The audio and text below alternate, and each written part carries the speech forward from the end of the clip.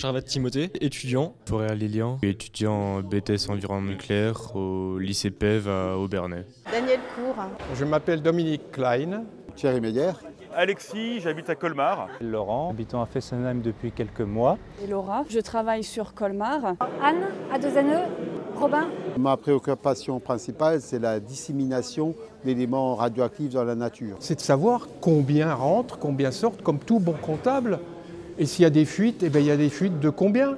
Si c'est des ppm, c'est des ppm. Mais qu'on le sache, qu'on le dise. Comment seront traités les différents gaz à la sortie et surtout le laitier? Savoir s'il y aura des rejets dans l'environnement ou pas, si les filtres seront assez performants ou pas, et si aussi le respect de la faune et la flore sera mis en œuvre pour savoir s'il y aura des dégradations ou pas.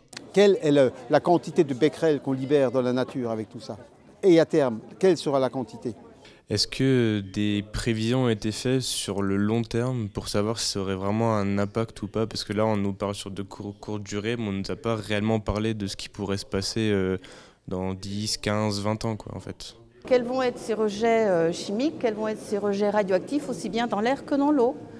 Et quid de l'impact sanitaire sur la population qui va vivre dans son environnement quotidien avec des métaux qui sont issus de cette fonderie radioactive?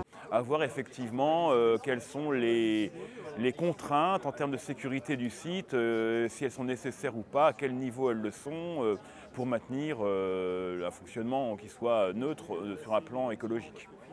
Quel suivi pour ces travailleurs? Quel impact sanitaire pour ces travailleurs? Je suis apiculteur et l'île du Rhin, le long du Rhin, est très intéressant au niveau de la flore. Alors on se pose des questions sur comment Fessenheim impacte ou pas tout cela. Est-ce que ça va être des déchets issus, on va dire, des énergies fossiles? Est-ce que c'est dû à l'infrastructure des anciens bâtiments qui vont être démantelés, qui vont être mis dedans?